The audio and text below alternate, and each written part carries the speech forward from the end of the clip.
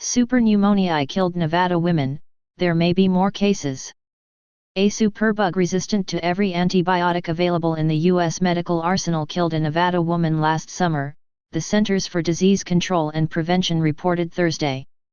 The woman, who was in her 70s and had a 2-year history of hospitalizations in India, was hospitalized in Reno for a carbapenem-resistant Enterobacteriaceae infection.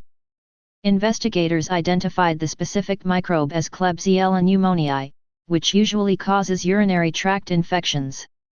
The woman had returned to the United States in early August from an extended visit to India and was admitted to a hospital August 18 with a diagnosis of systemic inflammatory response syndrome resulting from an infection in her right hip seroma, the CDC said in its Morbidity and Mortality Weekly report. The woman developed septic shock and died in early September. CDC investigators found the Klebsiella pneumoniae, which the woman contracted in India, totally resistant to 26 antibiotics, including all aminoglycosides and polymyxins, and intermediately resistant to tigecycline, a tetracycline derivative. The investigators said the superbug was controlled by an intravenous formulation of fofamicin, but such solutions are not approved for use in the United States.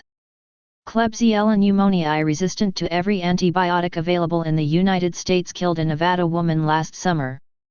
T was tested against everything that's available in the United States, and was not effective, Dr. Alexander Collin, one of the report's authors told STAT. I think it's concerning. We have relied for so long on just newer and newer antibiotics. But obviously the bugs can often develop resistance faster than we can make new ones.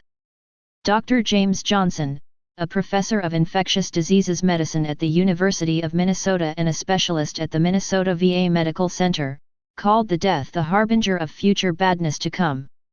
The CDC said CRES resistant to all antimicrobials are very uncommon, with 80% susceptible to at least one aminoglycoside and nearly 90% susceptible to tigecycline. The CDC said doctors and hospitals should routinely determine whether patients had been overseas and whether they were hospitalized. CRES commonly live in the gut and are resistant to carbapenems, a drug normally used when other antibiotics have failed.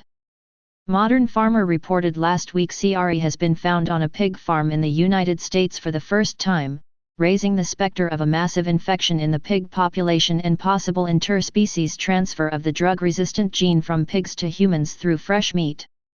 Why we are worried the flu has reached epidemic levels in Washington as well as many other states. This is a time to be very paranoid and avoid people. Stay well, safe and paranoid, my friends.